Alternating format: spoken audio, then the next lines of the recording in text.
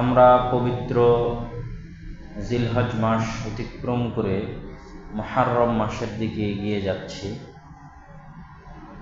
এবং মুহররম মাসের 10 তারিখ আশুরা মুহররম, যা ইসলামের ইতিহাসে এক অন্যতম শ্রেষ্ঠতম দিন। সেই দিনকে লক্ষ্য করে আজকে আমাদের বক্তব্যের বিষয়বস্তু আশুরা মুহররম। আশুরা শব্দের অর্থ হচ্ছে দশম। যেমন আমরা বলি প্রথম, দ্বিতীয়, তৃতীয়, চতুর্থ, বলতে বলতে দশম, দশমতম দিন, 10 নম্বর দিন। তো আরবিতে 10 গণনা করার জন্য আশারা শব্দটি ব্যবহার হয়, আর সেই আশারাকে যখন 10th বা দশম করা হয়েছে তখন আরবিতে সেটি আশুরা রূপ লাভ করেছে। তো আশুরা মুহররম মানে মুহররম মাসের 10 নম্বর দিন বা দশম দিন। এই দিন সম্পর্কে কোরআন এবং হাদিসে কি পাওয়া যায়? প্রথমত, এই দিনটি যে মাসে অবস্থিত সেই মাসটি একটি হারাম মাস, যা এই মাসের নামেই প্রমাণিত। মাসটির নাম হচ্ছে মুহররম। মুহররম মানে যা হারাম করা হয়েছে। যা হারাম করা হয়েছে তাকে আরবিতে বলা হয় মুহররম। যে কোনো কিছু যা হারাম করা হয়েছে তাকে আরবিতে তার অনুবাদ করলেই দাঁড়াবে মুহররম। তো মাসের নামটি প্রমাণ করছে যে এই মাস একটি হারাম মাস, এবং পরপর 3টে হারাম মাস।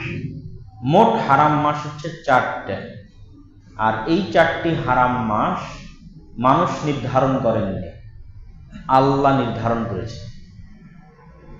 10 বছর, 15 বছর, 1400 বছর, 2000 বছর থেকে নির্ধারণ করেননি। যেই দিন থেকে আল্লাহ আসমান এবং জমিন সৃষ্টি করেছেন সেই দিন থেকে নির্ধারণ করেছেন। পবিত্র কোরআনে আল্লাহ সুবহানাহু ওয়া তাআলা বলেন, ইন্না ইদ্দাতাশ শুহুরি ইনদাল্লাহ 12 শাহরা। আল্লাহর নিকটে মাসের গণনা 12টি। মানুষের নিকটে 12টি এটা বলেন, মাসের গণনা আল্লাহর নিকটেই 12টি। ফি কিতাবিল্লাহ, আল্লাহ যে তাকদীরের কিতাব লিখেছেন লাওহে মাহফুজ, আল্লাহর কিতাবেই মাসের গণনা 12টা। কবে থেকে? ইয়াউমা খালাকাস সামাওয়াতি ওয়াল আরদ, যেই দিন থেকে আল্লাহ আসমান এবং জমিন সৃষ্টি করেছেন সেই দিন থেকে। যেদিন থেকে আসমান এবং জমিন সৃষ্টি হয়েছে সেদিন থেকে আল্লাহর কিতাবে মাসের গণনা 12টা। মিনহা আরবাআতুন হুরুম, আর এই 12টি মাসের মধ্যে 4টি হচ্ছে হারাম মাস। ফালা তাজলিমু ফিহিন্না আনফুসাকুম, এই 4টি হারাম মাসে তোমরা তোমাদের উপর জুলুম করিও না। জুলম মানে গুনাহ, অত্যাচার। হয় মানুষ অন্যের উপর অত্যাচার করে গুনাহ করে, আর না হয় নিজের উপর অত্যাচার করে গুনাহ করে। তো নিজের উপর অত্যাচার, সেটা গান শোনা থেকে শুরু করে যত রকমের দুনিয়াতে অপরাধ আছে সব হচ্ছে নিজের নাফসের উপর অত্যাচার। আর মানুষের যেটা ক্ষতি করছেন সেটা হচ্ছে মানুষের উপর অত্যাচার। তো দুটিই হচ্ছে অত্যাচার, একটি নিজের নাফসের উপর আর একটি মানুষের উপর।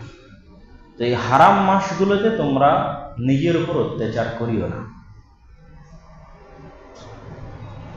এই আয়াতের ব্যাখ্যায় সকল মুফাসসিরিনে কেরাম এবং মুহাদ্দিসিনে ইজাম একমত পোষণ করেছেন যে এমনিতেই তো নিজের উপর অত্যাচার করা হারাম, মানুষের উপর অত্যাচার করা হারাম। তো আল্লাহ আলাদাভাবে কেন বললেন তোমরা এই 4 মাসে নিজের উপর অত্যাচার করিও না? তথা অন্য মাসে গুনাহ করলে যা গুনাহ হবে, এই 4 মাসে গুনাহ করলে তার চেয়ে বেশি গুনাহ বলে গণ্য হবে। এটি হচ্ছে 4 মাসের সম্মান। যে কোনো কিছুকে যখন হারাম করা হয়, নিষিদ্ধ করা হয়, তখন দুটি কারণে নিষিদ্ধ হতে পারে। সম্মানের কারণেও নিষিদ্ধ হতে পারে, জঘন্য এবং নিকৃষ্টতার কারণেও নিষিদ্ধ হতে পারে। নিষিদ্ধ মানেই খারাপ, জঘন্য এমনটি নয়। অনেক কিছু আছে যা সম্মানের কারণে নিষিদ্ধ। প্রধানমন্ত্রীর বাসভবনে আপনার প্রবেশ নিষিদ্ধ, এটা প্রধানমন্ত্রীর সম্মান। সেনাবাহিনীর ক্যান্টনমেন্টে আপনার প্রবেশ নিষিদ্ধ। এটা হচ্ছে সেনাবাহিনীর দাপট, ক্ষমতা। আবার অনেক কিছুই নিষিদ্ধ যেটা খারাপ, যেখানে হয়তো আগুন লেগেছে, আগ্নেয়গিরি আছে, সেখানে আপনার প্রবেশ, বা বন্যা এলাকা, আপনার প্রবেশ নিষিদ্ধ। কেন? এটা খারাপের জন্য।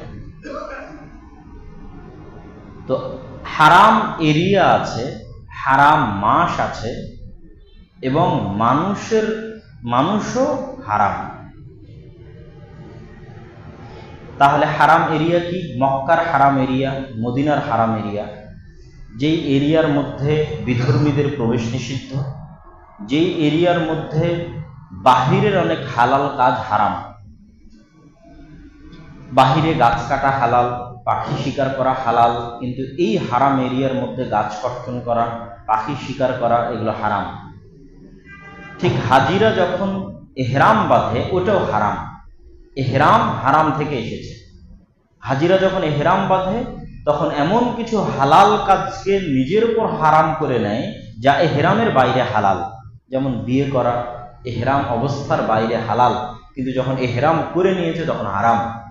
নখ কর্তন করা, চুল কর্তন করা, স্ত্রীর সাথে সহবাস করা, বিভিন্ন অনর্থক গল্প গুজব করা ইত্যাদি আরো যা আছে, তো এগুলো তার যখন এহরামের বাহিরে আছে তখন হালাল, কিন্তু যখন এহরাম অবস্থায় আছে তখন সেটা হারাম। তাহলে হারাম এরিয়া, এহরাম অবস্থায় হারাম, হারাম মাস। তো হারাম মাসের মূল হুকুম কি? হারাম মাসে কি হারাম? হারাম মাসে মূলত যুদ্ধ বিগ্রহ হারাম। হারাম মাসে মেইনলি মূলত যুদ্ধ বিগ্রহ হারাম। কোন মুসলিম শাসক কোন ইসলামী খেলাফতের জন্য অ্যাটাকিং কোন যুদ্ধ, ব্যাটল ফিল্ড নতুন করে উন্মোচন করা হারাম মাসে নিষিদ্ধ। কেউ যদি চাপিয়ে দেয় আত্মরক্ষার জন্য করবে, আর যদি ইসলামী খেলাফা মুসলিম রাষ্ট্র যুদ্ধ করতে চায় নিজে থেকে, তাহলে হারাম মাসের বাইরে শুরু করবে। হারাম মাসে কেন নিষিদ্ধ? পরপর যে 3টা মাস হারাম করা হয়েছে, এই 3 মাসে হাজিরা যেন স্বাচ্ছন্দ্যে সমগ্র পৃথিবী থেকে হজ করার জন্য মক্কায় আসতে পারে এবং ফিরে যেতে পারে, হজের 1 মাস আগে আর 1 মাস পরে। তাহলে হজ জুলহজ মাসে হচ্ছে, জুলহজ মাসের আগের মাস জুলকাদা হারাম, জুলহজ মাস নিজে হারাম, আর জুলহজ মাসের পরের মাস মুহররম, যেটার আলোচনা আমরা আজকে করছি, সেটি হারাম। কেন? হাজিরা যেন নিরাপদে ফিরে আসতে পারে, এই জন্য যুদ্ধ বিগ্রহ হারাম, নিষিদ্ধ মেইনলি। তাহলে পরপর 3 মাস, আর ভিন্নভাবে আরেকটা মাস হচ্ছে হারাম মাস, সেটি রজব। যেন মানুষ বছরের কোনো সময় যদি ওমরা করতে চায়, তাহলে যেন স্বাচ্ছন্দ্যে নিশ্চিন্তে ওমরা পালন করতে পারে। আর আরেকটা বললাম কি, মানুষ হারাম। তাহলে হারাম এরিয়া, হারাম মাস, এহরাম অবস্থায় হারাম, মানুষ হারাম। মানুষের রক্ত, মানুষের সম্পদ এবং মানুষের ইজ্জত নিষিদ্ধ, মানুষের সম্মানের জন্য নিষিদ্ধ। মানুষের গায়ের চুল বিক্রি করাও নিষিদ্ধ, যে মাথার চুল কেটে বিক্রি করবে, এটাও নিষিদ্ধ। এটা হচ্ছে মানুষের সম্মানের জন্য নিষিদ্ধ। রক্ত বিক্রি করবে নিষিদ্ধ, কিডনি বিক্রি করবে নিষিদ্ধ, এটা তার মানুষের সম্মান।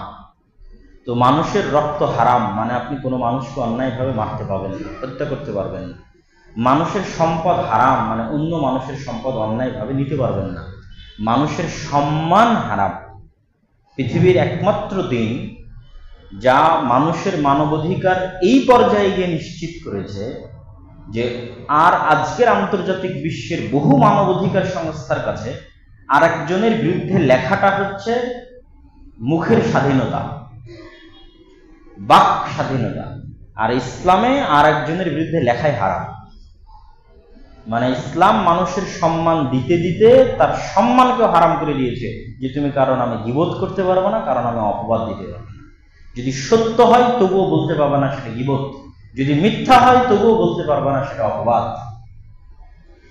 গোয়েন্দাগিরি করতে পারবে না, জাসুসি করতে পারবে না, আরো অনেক কিছু। তাই এগুলো হচ্ছে মানুষের সম্মান হারাম, মর্যাদা হারাম, এই জন্য হারাম। অপর মানুষ যেন আপনার দ্বারা কষ্ট না পায় কোনোভাবে, তার জন্য এই 3টা হারাম। আল মুসলিমু মান সালিম আল মুসলিমুনা মিন লিসানিহি ওয়া ইয়াদিহি, মুসলমান সেই যার জিহ্বা এবং যার হাত থেকে আরেকজন নিরাপদ, যার মুখ থেকে অন্য ব্যক্তি নিরাপদ নয়, যার কলম থেকে অন্য ব্যক্তি নিরাপদ নয়, সে মুসলমান হিসেবে গণ্য হতে পারে না। তাহলে এই গেল পরপর হারাম। তো আমরা আলোচনা করছি মুহররম মাস, মুহররম মাসের 10 তারিখ। স্পেসিফিক্যালি এই মাসের কি ফজিলত? আবু হুরায়রা রাদিয়াল্লাহু তাআলা আনহু থেকে বর্ণিত, তিনি বলেন রাসূলুল্লাহ সাল্লাল্লাহু আলাইহি ওয়াসাল্লাম বলেছেন, আফযালুস সিয়ামি বা'দা রমাদান শাহরুল্লাহিল মুহররম। রমজানের পরে আল্লাহ সুবহানাহু তাআলার নিকটে সর্বোত্তম সিয়াম হচ্ছে আল্লাহর মাস মুহররম মাসের সিয়াম।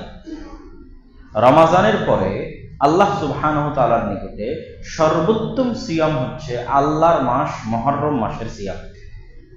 মুহাদ্দিসগণ যদিও বলছেন এই হাদিসের বাহ্যিক দিক প্রমাণ করে যে পুরো মুহররম মাসে সিয়াম পালন করা যেতে পারে মানুষ চাইলে, ঠিক যেমন শাবান মাস।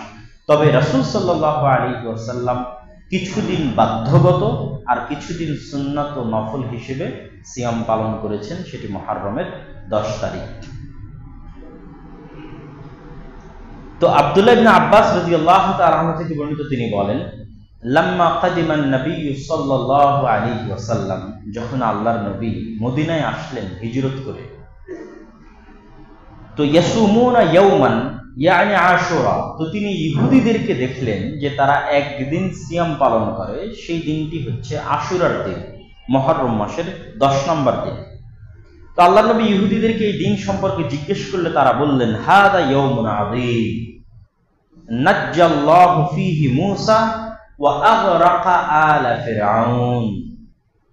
আসলে এই দিনটি পৃথিবীর ইতিহাসের এক মহানতম দিন, যেই দিনে আল্লাহ সুবহানাহু তাআলা মূসা আলাইহিস সালাতু ওয়াস সালামকে নাজাত দিয়েছিলেন আর ফিরআউন এবং তার সেনাবাহিনীকে সমুদ্রের অতল গহ্বরে ডুবিয়ে হত্যা করেছিলেন।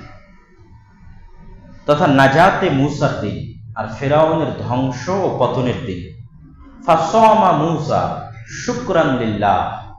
তো এই দিনে তারপর থেকে প্রত্যেক বছর মূসা আলাইহিস সালাতু ওয়াস সালাম সিয়াম পালন করতেন আল্লাহর শুকরিয়া আদায় করার জন্য, যে এই দিনে আল্লাহ সুবহানাহু ওয়া তাআলা আমাকে ফিরআউনের মতো পৃথিবীর ইতিহাসের এক ভয়ঙ্করতম ভয়াবহতম শাসকের কবল থেকে মুক্তি দিয়েছেন, তাও সম্পূর্ণ আল্লাহর দয়ায়, আমার কোনো শক্তি ক্ষমতায় নয়। তো এই জন্য আল্লাহ সুবহানাহু ওয়া তাআলার শুকরিয়া আদায় স্বরূপ আমি এই দিনে সিয়াম পালন করব। ফাসামা মূসা শুকরান লিল্লাহ। তো মূসা আলাইহিস সালাতু ওয়াস সালাম সিয়াম পালন করতেন আল্লাহর শুকরিয়া আদায় করার জন্য।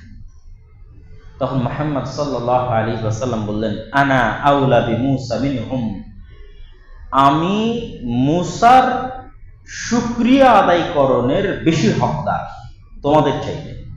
তোমরা যারা ইহুদি আছো তাদের চাইতে আমি মুহাম্মদ সাল্লাল্লাহু আলাইহি ওয়াসাল্লাম বেশি হকদার যে মূসা আলাইহিস সালামের খুশিতে খুশি হব আর মূসা আলাইহিস সালামের দুঃখে দুঃখ পাবো।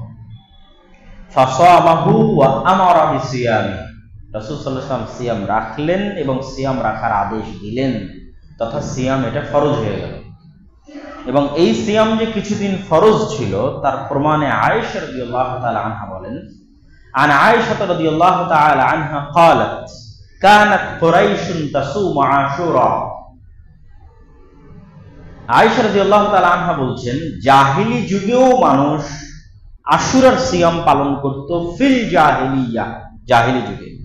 ওয়া কানা নবী সাল্লাল্লাহু আলাইহি ওয়াসাল্লাম ইয়াসুমুহু, আল্লাহর নবীও জাহিলি যুগে, মাক্কি যুগে, মক্কা থেকে হিজরত করার পরে এই দিনে সিয়াম পালন করতেন। কিন্তু ফালাম্মা হাজারা, যখন তিনি হিজরত করলেন মদিনায় আর ইহুদিদের নিকট থেকে কারণটা জানলেন, আমারা বিসিয়ামিহ, তখন তিনি মুসলমানদেরকে এই দিনে সিয়াম পালনের ওপেন আদেশ দিলেন। কিন্তু লাম্মা ফারাদাল্লাহু সুবহানাহু ওয়া তাআলা শাহরা রমাদান, যখন আল্লাহ সুবহানাহু ওয়া তাআলা রমাদানের সিয়ামকে ফরজ করে দিলেন, পুরো এক মাস সিয়াম পালনকে উম্মতে মুহাম্মাদের জন্য ফরজ করে দিলেন, তখন রাসূল সাল্লাল্লাহু আলাইহি ওয়াসাল্লাম বললেন, মান শাআ সামাহু ওয়া মান শাআ তারাকাহু।